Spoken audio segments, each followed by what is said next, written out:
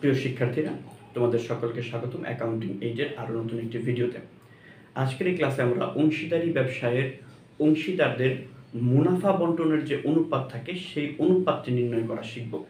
তো মুনাফা বন্টনের অনুপাত কিন্তু অনেক সময় সরল অনুপাতে দেওয়া থাকে, অনেক সময় মূলধন অনুপাতে বলা থাকে বা সমান বলা থাকে, কিন্তু অনেক সময় কিন্তু এই মুনাফার অনুপাতটা একটি ভগ্নাংশ আকারে দেওয়া থাকে।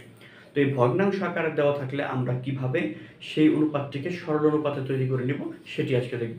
ধরে নিলাম একটি ব্যবসায় তিনজন অংশীদার এ, বি এবং সি দেওয়া আছে। অনুপাতটি ধরো এরকম দেওয়া আছে 1/3, এইরকম একটি অনুপাত দেওয়া আছে। তাহলে এখান থেকে আমরা কিভাবে সরল অনুপাত বের করে নিব? এটি থেকে সরল অনুপাত বের করতে গেলে প্রথমে আমাদের দেখতে হবে যে নিচে বড় আছে কোনটি। আমাদের বড় আছে কোনটি? 6। কোনোভাবে আমাদেরকে চেষ্টা করতে হবে এই দুটি ভগ্নাংশের হরকেও 6 এ পরিণত করতে। যদি আমরা 6 এ পরিণত করতে পারি তাহলে কিন্তু আমরা সহজেই সরল অনুপাত বের করতে পারবো। তো প্রথমে দেখো 3 কে কি 6 এ পরিণত করা যায়? 2 দিয়ে গুণ করলেই করা যায়। 2 কে কি 6 এ পরিণত করা যায়? 3 দিয়ে গুণ করলেই করা যায়।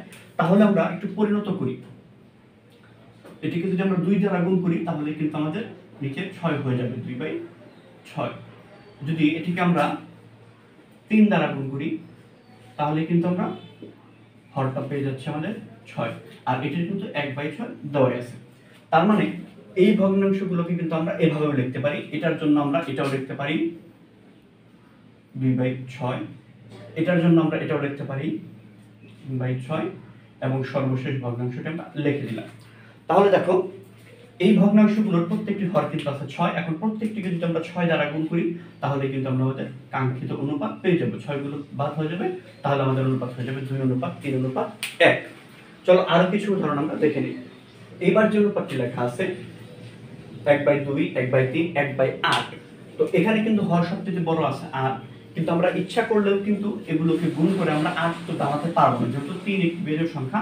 3 এর সাথে কোনো কিছু গুণ করলে কিন্তু 8 হবে না। তখন আমরা কি করব? তখন আমাদের এই হরগুলো লসাগু করে নিতে হবে। যদি আমরা লসাগু করি এগুলো তাহলে কিন্তু আমরা লসাগু পেয়ে যাব 24।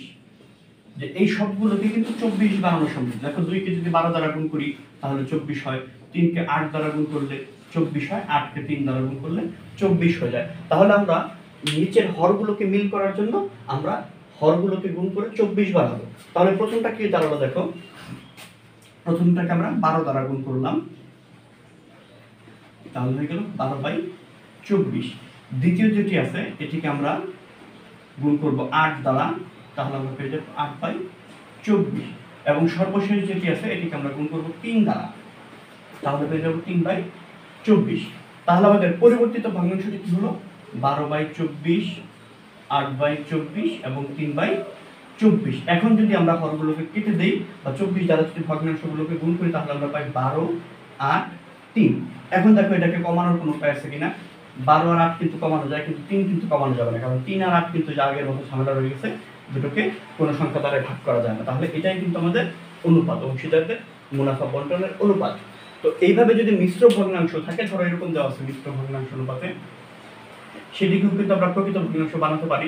নিয়ম কিন্তু তোমরা জানো, যেটা গুণ আর এটা যোগ, তাহলে 8/5। এরকম ভাবে ভগ্নাংশ তৈরি করে ভগ্নাংশগুলোর একেবারে যে ভগ্নাংশগুলো দেওয়া থাকবে তার মধ্যে বড় যে হরটি আছে আমরা সেই হরে পরিণত করব। যদি সেই হরে পরিণত করা সম্ভব না হয় তাহলে হরগুলোর ভগ্নাংশ লসাগু করে কিন্তু আমরা সরল অনুপাত নির্ণয় করতে পারি। আশা করি এটি তোমরা বুঝতে পেরেছো। অংশীদারি ব্যবসার সম্বন্ধে আরো অনেক ভিডিওর লিংক ডেসক্রিপশনে দেওয়া আছে, সেখান থেকে তোমরা দেখে আসতে পারো। ধন্যবাদ সকলকে।